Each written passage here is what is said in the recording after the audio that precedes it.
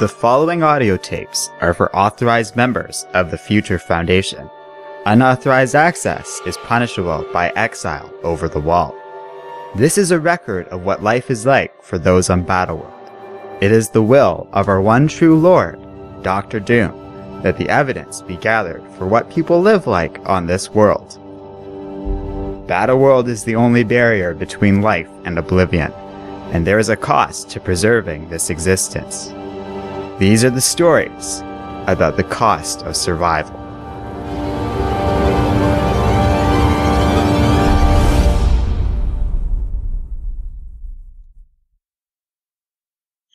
Outside the Coliseum, Doomstadt. I joined my host at a small rundown bar named Lee's. We have just witnessed a match between a super soldier and his arena partner, a Tyrannosaurus Rex, going toe-to-toe with an entire clan of Wolverines. While I am visibly shaken by the carnage I have just witnessed, my host seems at ease, as if the bloodbath we both just sat through brings him nothing but relief. He seems amused by this, and gestures for me to have a seat and share a drink with him. It takes some getting used to. The Coliseum. Most men and women look at all those blood and guts and feel sick to their stomach. Not me, though. No. Somebody like me. That just makes me feel at home. For the first time since I met my host this morning, he looks uneasy. I prompt him to tell me more about where he came from, but he simply eyes me suspiciously. And you say you're writing this book for our generous Lord and Savior, Dr. Doom, eh? That's right. He'd like it all on the record.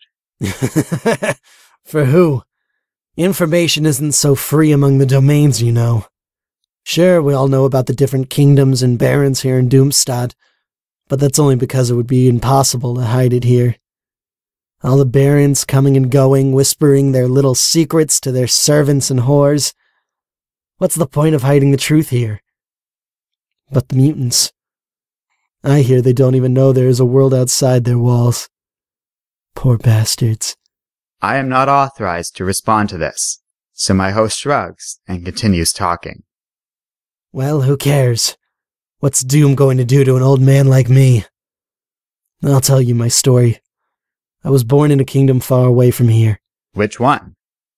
A dead one. A dead one? Oh, that's right. You eggheads all see the neat and tidy map of Battleworld and think the kingdoms we have now are the only ones that have ever been around. But you do know that Doom created this world where there was once nothing. You think that all those little worlds he cobbled together, that they were all going to get along together peacefully? You think there weren't any kingdoms that didn't want to rebel? Or at least try to? No, Battleworld sits on the ashes of the dead. Those who were too brave, too proud, or too stupid to listen to Doom and his Hammer Squad. My kingdom. We obeyed all right. But we had a bit of a problem with our neighbors. Or maybe they had a problem with us. I'm so old now, it's hard to remember. I'm not even sure if I bothered to learn who started the war between my kingdom and the next. I know I didn't care. When I was younger, I had dreams of war.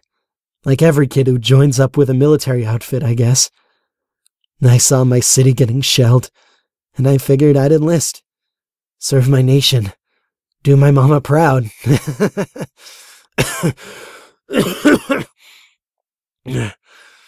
Sorry. My sense of humor ain't what it used to be. I was an idiot. But I did have one better reason to enlist. Cancer was eating me up from the inside out. It's been that way for as long as I can remember. And I sure as hell wasn't going to get any treatment without selling my soul to Uncle Sam. So I joined up with the Super Soldier program. You're a super soldier? It's just a name, kid. We had all kinds of programs going back then. There were the usual injections, gamma radiation therapy, vibranium bonding, all kinds of sci-fi shit. Me? I was a special case. What with the whole dying thing, they needed to get me something a little extra. So they cut and fiddled and poked around with my body. The agony of that time. I lose track of how those science guys experimented on me. If they really were scientists, and not just some GIs who had gotten their rocks off doing freaky surgery shit. You know, I don't think I'm as old as I feel. But put a man through enough, and he just doesn't come out the same after. They say I'm crazy, but crazy doesn't define how broken I am. I remember things wrong. I remember. Have you ever heard of stars? No? What are those? I don't know. But I remember stars. Anyway, pretty soon they gave me a fancy new healing factor. A whole lot of weapons training, and even this nifty teleportation belt. A rogue mutie broke that thing a few years into the war, but it saved me from all sorts of trouble before he did. And after I was finally fit for duty, I was nearly taken right off the roster. Unstable, they said. Paranoid, schizophrenia, they diagnosed. Who the f*** do you think made me that way in the first place? But my cancer was gone. No, not gone. Never gone, but managed. It still hurts like hell. It's only getting worse.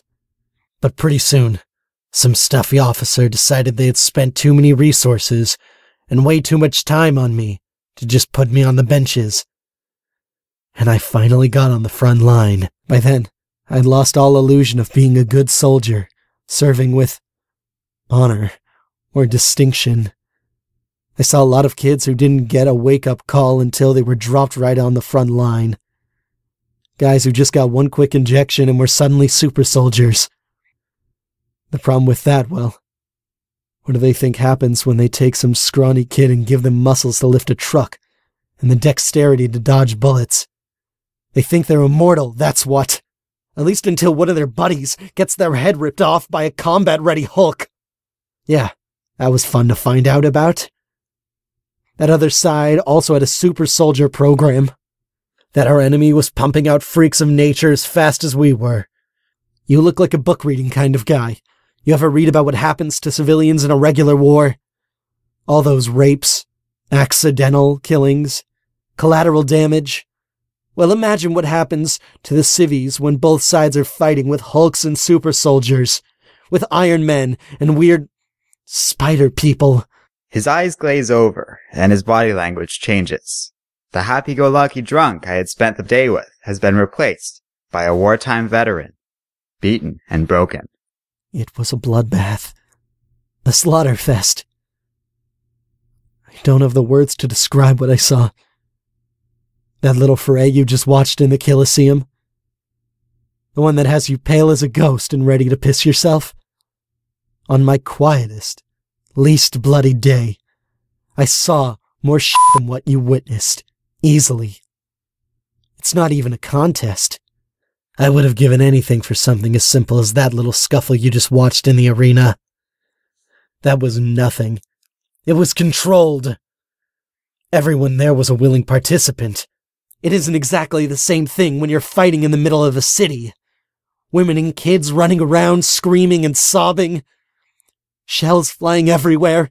And a giant green behemoth charging straight at you, blood dripping down his chin and nothing but cold, calculating rage in his eyes. And you never could quite tell if the dude charging you was on your side or theirs. Not that it mattered. That war was about survival. Your own survival. Never mind the idea of rescuing people. Any notion of fighting the good fight. Or even the idea of us versus them. No. My war. Every moment of my life, it has been me against the world. There were no heroes where I came from. There were no refugee camps. There were no safe zones. Best thing to do was just to put the civvies out of their misery. Like I ever had the balls to do that. Sure, I might be a monster. But I was still a person. Not like some of the others. Sure, you would see some decent people. People who tried to do the right thing. None of them made it very far. I watched entire families get eaten alive by Hulks. I saw super soldiers crack under pressure, becoming rampaging lunatics. Saw too many of them turn to craven survival. Say what you want about me, but I never raped any women. Or worse.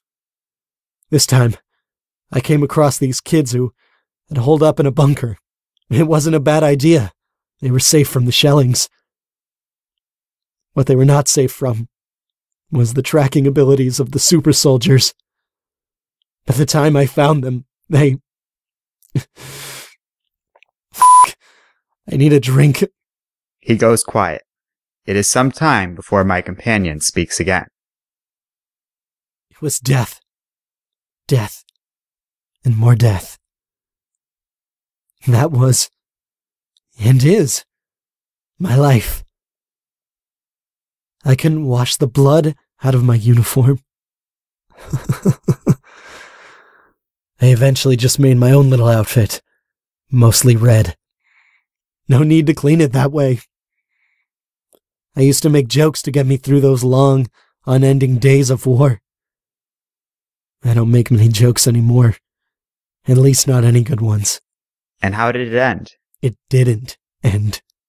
It went, and it went, until there weren't any more people for our two kingdoms to throw at one another. By then, the entire command structure was gone. No more rosters, no more civies, no more war. Everything was gone.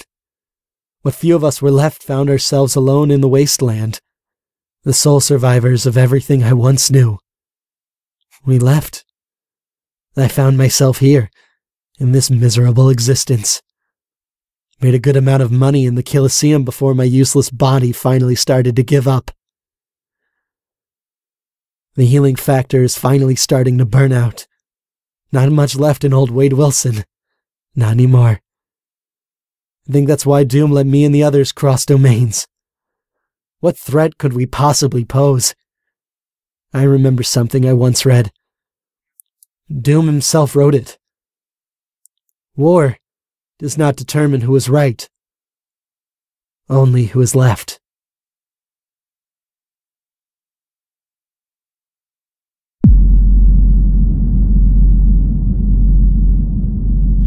Bannerville, Arcadia. I come to a small hamlet outside of Arcadia's capital.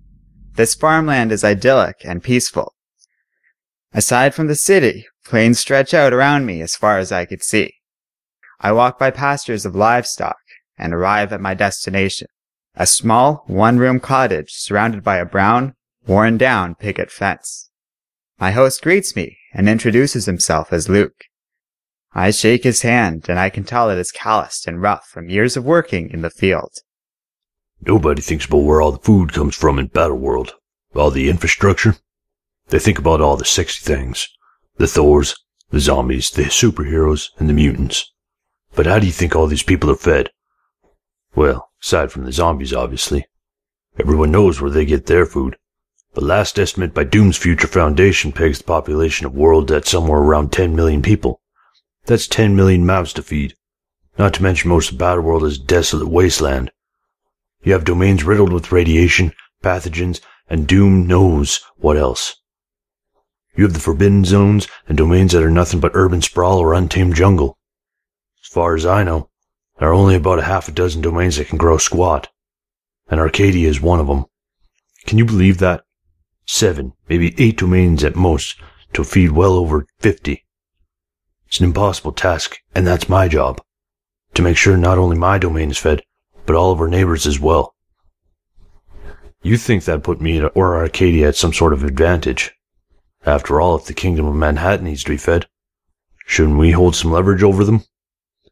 Shouldn't I get something to afford a lifestyle better than this for me and my family? He gestures over to a crib with an infant sleeping inside of it. The crib sits beside a straw bed. Both look handmade. I, however, am curious about one thing. You trade with other domains? No, none of that for us. Our Baroness is a good woman. She looks out for us. But Doom has very strict rules on this sort of thing. Quotas. Embargoes. And do you think I get paid for making those quotas season after season? Hell no. The only pay I ever get from Doom is good fortune to not have a Thor come knocking at my door if a harvest goes wrong. Or if there's a drought. I know a lot of people around here who aren't so lucky. We had real bad dust storms a couple years back. The kind of shit that wipes out entire fields of crops. We made it through that okay, but the next town over? Well, let's just say there is no next town over anymore. And don't get me wrong, I am lucky. You hear stories about forced labor camps outside of the Regency, or slave plantations in Bar Sinister. Now, like I said, our Baroness is a good woman. She looks out for me and mine like they were her own, and that's good enough for me. She makes sure my little one has a fair chance in life, an education and a roof over her head.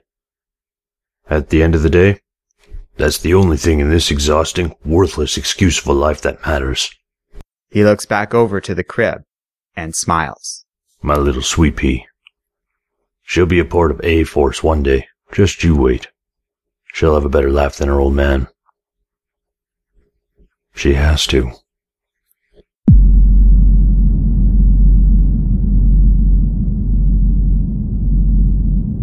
Prison Camp 63, the Sentinel Territories.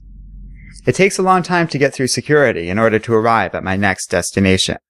Were it not for my paperwork bearing the seal of Battleworld's sheriff himself, I would never have gotten this far.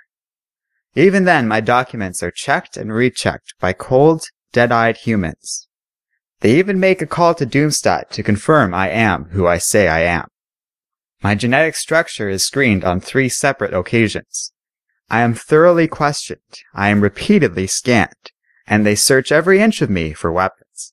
At one point, I must have said something to offend one of the guards, as I am nearly turned away for no other reason than what I am told is an attitude problem. I am forced to wear a collar that inhibits powers I do not have. Finally, I reach my next subject, a prisoner of the Sentinel Territories. Her only identity given to me is number 44616. She is a young woman with bright blue hair. Her face is badly burnt on one side, and she has the uncanny look of hopelessness on her face that I have seen in too many other mutants. Mutant. What does that even mean? For as long as I can remember, the humans have been at war with us. An entire species who in their eyes deserves nothing more than death. I couldn't care less, really. I was identified as a mutant with alpha-level powers from birth. Do you understand what that means? My entire life has basically been within these walls. I have done nothing to threaten or harm anyone unless in self-defense against other prisoners. And even then, it's not like any of us here can use our powers. Do you know that not once have I ever used my powers? I don't even know what my powers are.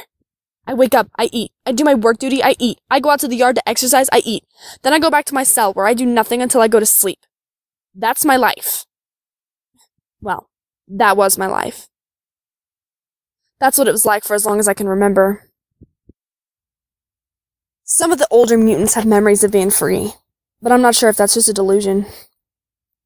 I think they've convinced themselves of a better life that they never had. This is the fate of all mutants on Battleworld. You can be a prisoner, a fugitive, or a monster. Quite the buffet of choices. But that's not why they wanted you to speak to me. It was a few months ago that I was woken up in the middle of the night by shouting. It wouldn't be the first time. Some mutant who can't take the unending repetition of life in a mutant prison camp tries to escape. Or just gives up and wants the Sentinels to end things once and for all. Some just tear their inhibitor collar right off. That happened once, in the cell right next to mine. He was a friend of mine. One of the only others I ever had. He was a sweet, handsome boy that always tried to keep the guards off of me. He'd report any of them that got too, handsy. I think eventually he just gave up. I understand it's common in any prison. You lose track of time. You lose any will to live. He ripped his inhibitor collar in 2. The explosion completely wrecked his cell. I still can't hear that well out of one of my ears. There's nobody around who reports on the guards anymore. Anyway, one night, the screams sound different. Frantic. I hear gunshots and the unmistakable sound of a sentinel powering up. But then I don't hear it fire from those awful beams it has head to toe. I hear metal bending, and the screams get louder. Suddenly, the entire well my cell backs onto shatters around me. I got up in a hurry. I'd heard stories about freedom fighters, but that's all I thought they were. Stories. Who could really stand up to the unending masses of sentinels? But there before me stood a man. He seemed larger than life, like he took up the entire space around the hole where my cell's wall used to be. He wore all white with this long, flowing cape. I couldn't see his face. He was wearing this helmet. All white, covered everything, but I could make out his eyes. He reached his hand out to me and offered me a chance. He said there was a better life out there for us, a future for our people. I couldn't believe it. I wouldn't believe it. Even in my sheltered little world, closed off from the inside, I'd heard rumors of the legendary freedom fighter who could bend metal with his mind. But for him to be here, in my little cell, the only home I've known for as long as I can remember, as awful as my time was here, this was my life. Prisoner 44616. That is all I've ever been, and all I ever will be. I was afraid. To attempt an escape? That's a death sentence. So I refused to take his hand. I said, no, leave me alone. I'll never forget those eyes. He looked so broken at those words, so ashamed. Those eyes told me everything I needed to know. In that moment, I broke his heart. For everything he said about our kind, our hope for a better tomorrow, I dashed all of those dreams with one simple act. Of course, I was right to do so. The guards were on him in an instant. They had these strange plastic guns I'd never seen before. They got the drop on him and took him down. He bled all over my cell's floor. It didn't matter that I had refused my savior. The damage was done, and my punishment... She unconsciously reaches to one side of her face. It is badly burned. I was punished for an attempted escape. They still don't trust me with full privileges. No more yard time. No more work duty. This is the first time I've been anywhere outside of my cell since that fateful night. And that's why they wanted you to see me. To let the rest of the world know that this is what happens to mutants who step out of line. This is the fate of those who anger our God. I don't know what Doom thinks of us. Is he afraid? Is he just a monster? I'm told Baron Kelly has no choice in the matter. Between the will of the God and the will of the people, this is where we mutants are to stay. I think that's what bothers me most. I never met our God, but I've met humans. And they want us here just as much as Doom. They're afraid of me.